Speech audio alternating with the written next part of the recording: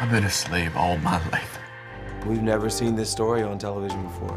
The struggle of slaves to find freedom has captured the public imagination. It's really an American story of honoring these revolutionaries. It was a unique moment in American history. It was the first integrated civil rights movement of our country. A lot of people don't know that.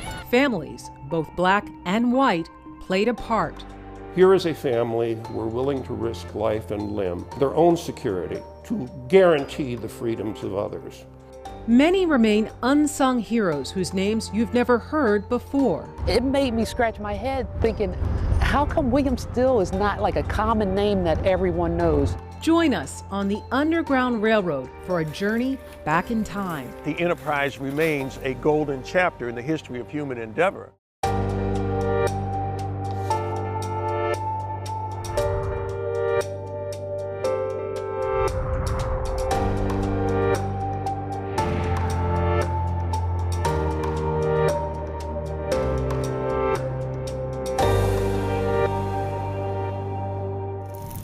It is one of the most iconic scenes from Harriet Beecher Stowe's pre-Civil War classic, Uncle Tom's Cabin.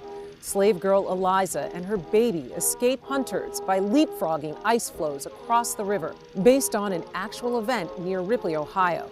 This 1903 film marks the first time anywhere that Americans could catch a glimpse of what it was like to travel the Underground Railroad.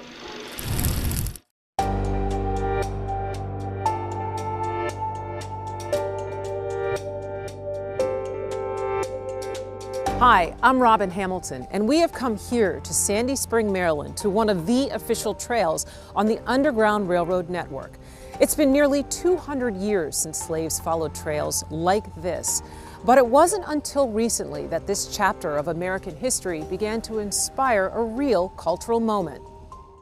The book is out everywhere. The first selection in Oprah's revitalized book club, Colson Whitehead's best-selling novel, The Underground Railroad, won the 2016 National Book Award for Fiction. Colson Whitehead, welcome to the stage. Whitehead's deep dive into what he calls a dark corner of the human soul didn't seem to discourage readers. I'm always just trying to find different perspectives and different ways of talking about different sectors of American life, and so this seemed like an interesting way to start a conversation about race in America. We have a short memory and don't want to talk about history and race and examine our own past a lot.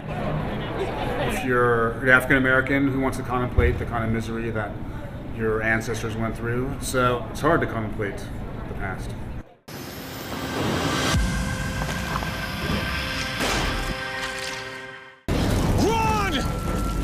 In 2015, WGN America launched the 10-part series Underground. It chronicles the perilous journey of a fictional group called the Macon Seven. It's such an important part of American history. I think is really a landmark moment for television. Much of the new research about the railroad is reflected in Underground's characters and events. Let me tell y'all a cautionary tale about a slave who tried to run. I think it's important in storytelling to tell the true stories. Every character is inspired by something real or someone real. Name's Harriet. So along the way, you meet historical characters. Road you got ahead of you, 600 miles deep south. Stealing yours from the hell you barely escaped and 600 miles back through enemy territory. Actress Aisha Hines plays Harriet Tubman, a role for which there really is no preparation. For someone like Harriet Tubman, who has had the kind of impact just in history, I had a meltdown after our first camera test. Johnny, I'm gonna tell. You got it? Staying authentic often means exposing the actors to some of the same types of dangers their real-life counterparts dealt with. It's 116 degrees outside. That's a real swamp. Those are real snakes. They can't get rid of those snakes. All those things bring the characters to life, and that you're going through it. Whether it's the physical hardships or empathy, the actors feel a deep connection to the characters and their stories.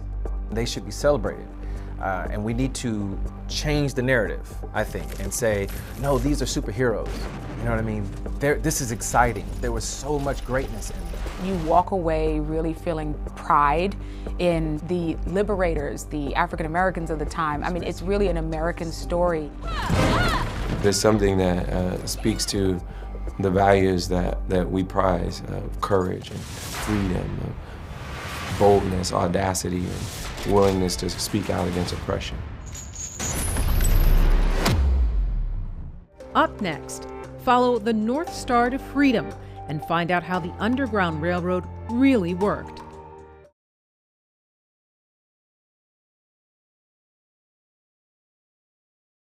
Shrouded in mystery and myth, no one will ever know how many slaves followed the North Star to freedom. Usually traveled by night, the Underground Railroad, by necessity, was a clandestine system. Traffic peaked around the years of 1850 to the end of the Civil War, and estimates of travelers range from 30 to 100,000. And new research tells us that much of what we thought we knew about the Underground Railroad is probably wrong.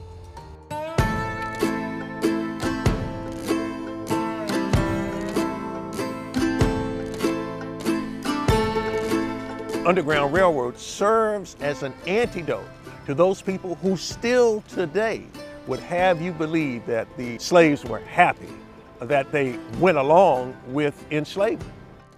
By the start of the Civil War, 4 million blacks worked the soil and served the masters of the so-called slave states. As early as 1840, the numbers of those attempting to escape reached enough critical mass to introduce the term Underground Railroad into the national vocabulary. The Underground Railroad was an enterprise in which there could be danger at both ends. Once you made that decision, you were prepared all too often to leave behind your friends, your family. You were stepping into an unknown land, and you could not trust everyone you met. Complicating an already treacherous journey were fugitive slave acts requiring all Americans, north and south of the Mason-Dixon line, to report suspicious activities to authorities. Slave hunting became an industry. There were traders who made a nice income turning in black folk who were fleeing north. But ingenuity could save the day, like the man dubbed Henry Box Brown, who had himself shipped to an anti-slavery society in Philadelphia. Anything you could think of, someone tried to get from slavery to freedom. There is a wonderful image we have of Henry Box Brown as they take the top of his crate off.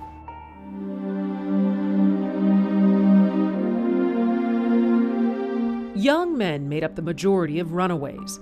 Families faced obvious obstacles, and escapes by large groups like the Voyage of the Pearl out of Alexandria, Virginia in 1848 often proved too daring. The largest mass escape attempt by water in the history of the Underground Railroad. Many of the enslaved people were punished by being sold further south. 2 of the Pearl's 77 passengers, the Edmondson sisters, were spared that fate. The author of Uncle Tom's Cabin, Harriet Beecher Stowe, paid for their freedom. Later, they would become celebrities in the abolitionist movement. But the sisters were an exception, and despite all the barriers, slaves still sought freedom. We know that certainly thousands of people each year from the various slave states made their way north to freedom. Over the years, the secrecy of the Underground Railroad inevitably led to misconceptions and myths, some of which the abolitionists seemed to encourage. Even today, unverified legend and lore surrounds the Underground Railroad, most recently in a popular book claiming the use of quilts to send signals to its travelers.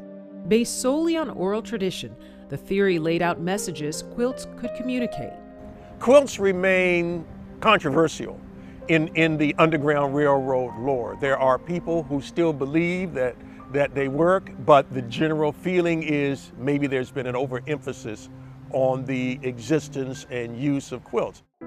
Above all, experts caution, we must avoid mythology that somehow romanticizes the Underground Railroad. Or that it was some sort of game and that it was always exciting, when in fact, people went through hairbreadth escapes. They suffered immensely. There were people who died, people who were within sight of freedom who were caught and returned. The Underground Railroad is an enduring part of American history. It reminds us that even in the bleakest of times and situations, the value of all of us working together for the common good. Coming up next, the North Star to Freedom finds two families who risked their lives to provide safe havens on the Underground Railroad.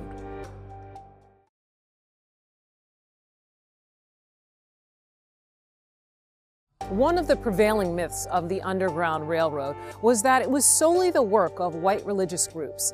Quakers and others certainly contributed, but many African Americans were leaders of the movement too. One of the heroes was a black activist named William Still. He was hailed as the father of the Underground Railroad, but chances are you've never even heard of him.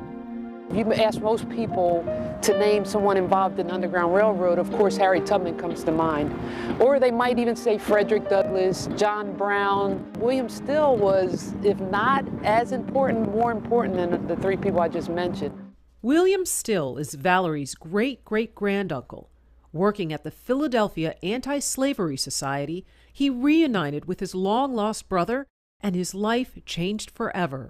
That really inspired William, the importance of keeping documents, because in that way families could always reunite once the Civil War was over, once slavery was done. So Still began to keep meticulous records documenting the history of more than 800 former slaves. Later, he would publish their stories as a book. His importance, that's part of it, that he actually wrote down all these things and no one can dispute them because they're actual facts. If he would have gotten caught with all these documents, he would have been in prison. He risked his life for it. You know that we are here celebrating our 120th reunion. Most summers, she attended the locally famous Still family reunion. But growing up, Valerie only vaguely knew about her distinguished family, like William's brother James, the black doctor of the New Jersey Pines, and William's daughter Caroline, the first black woman physician. And Page up the middle. Down speed again in the lane to Still. Little runner up off the gas and good. Wow. Valerie had her own career as an elite athlete playing in the American Basketball League and for the WNBA's Washington Mystics. And she really wasn't a big fan of black history. I always went along with the myth that enslaved were like victims, and I didn't want to be associated with that kind of thing. So not surprisingly, Still didn't know much about her great-great-granduncle until she took a trip to Cincinnati in 2004. I got invited to the Freedom Center. All the families of people or descendants were invited for the opening.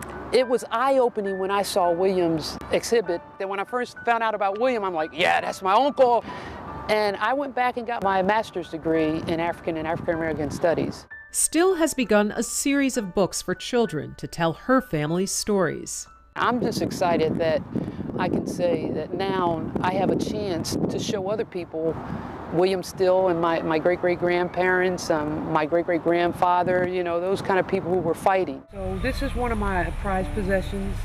This is the famous Underground Railroad book. Today, she counts this first edition copy of William Still's book among her greatest family treasures. I can feel its vibes when I touch this every time I open it.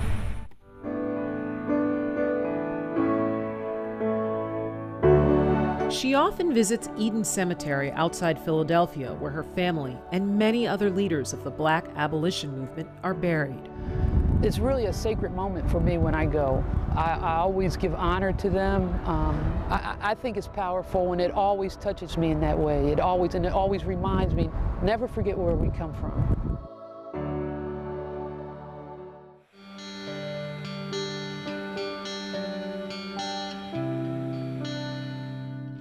More than 400 miles from the Philadelphia Anti-Slavery Society on the shores of Lake Erie, you can find another hotbed of abolitionist activity along the Underground Railroad.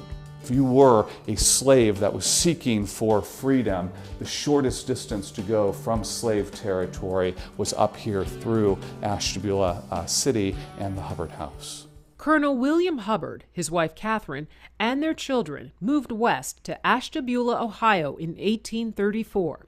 Their home, nicknamed Mother Hubbard's Cupboard, proved a safe haven for hundreds of enslaved on their way to freedom in Canada.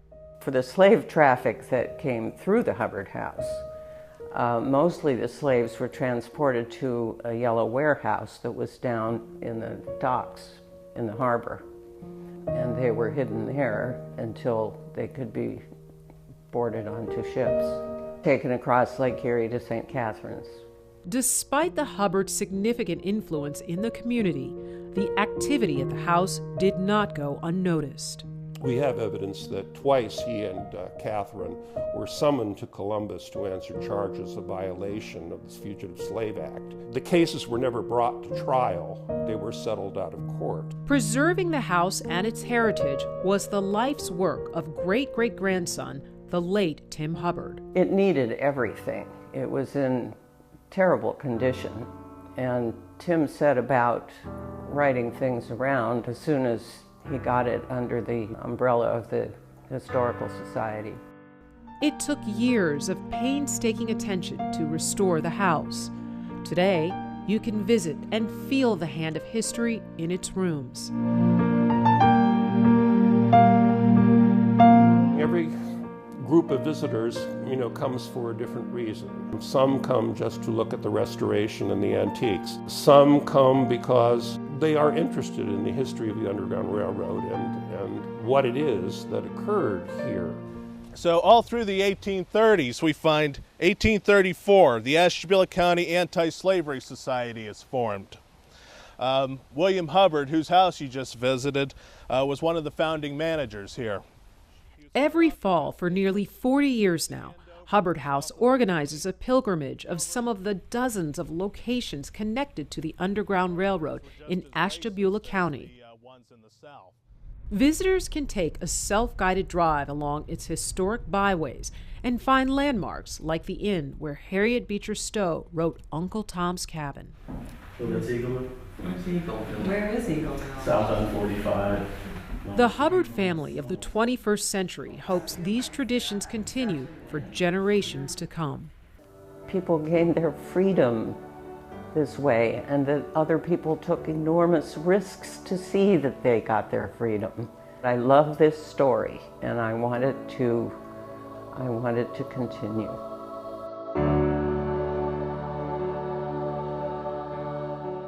When the North Star to Freedom returns, join us on an authentic Underground Railroad trail.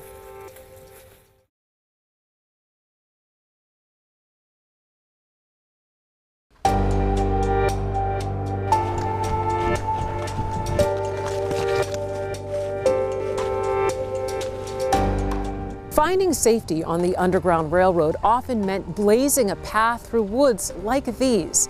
This trail in Woodlawn Manor is officially part of the Network to Freedom, a group of hundreds of Underground Railroad sites supported by the National Park Service.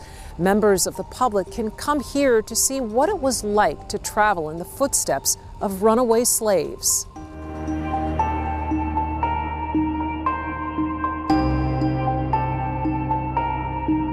I think it's very important to be able to, as closely as possible, mirror some of the experiences that African Americans experienced in the past. Well, why would you escape? Every year, hundreds walk this trail frequented at the height of the Underground Railroad. The spirits of our ancestors still are walking that walk. I get teary. So I want to experience that with them. I've been interested in history for my entire life, and here was a story that I didn't know much about. Mike Robinson came here on a tour nearly 10 years ago, and he's been coming back most weekends ever since. So if you were one of the slaves on this plantation, how many of you would try to escape? After I took this tour once as a guest, I decided that this was a story that needed to be told, and it hadn't been told very often. You've never thought about this before, So which direction would you go in? As a guide, Mike encourages hikers to imagine the experiences of the runaways. These are blackberry bushes. How many blackberries do you see? We like to make this less of a lecture and more of a conversation. We've got two candidates here. Which one over here? Okay, how about that one? This one? Is it old? Is it large? Is it Y-shaped? It's the wrong tree.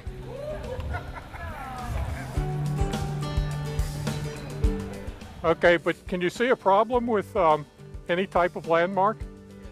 It's based on your interpretation of what it's supposed to look like, right? The Underground Railroad can probably shelter you, at least for that evening.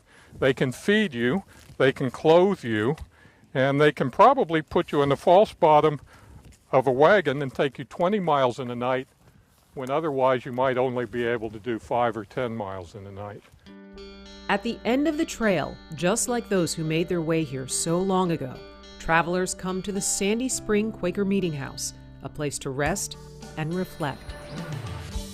It's an experience that really wakes you up, you know, mentally, spiritually, and you just have a great appreciation of what they had to go through. Learned a lot about local history, who passed through the area, what slaves went through on their escape routes. I think my kids learned a lot.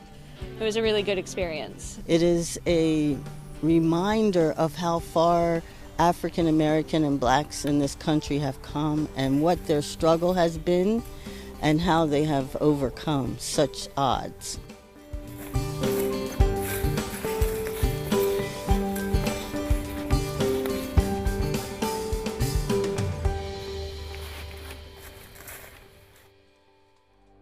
If you want an Underground Railroad experience of your own, you can visit the National Park Service website at nps.gov and search for Network to Freedom. We hope you have enjoyed our journey along the Underground Railroad. I'm Robin Hamilton. Thanks for watching.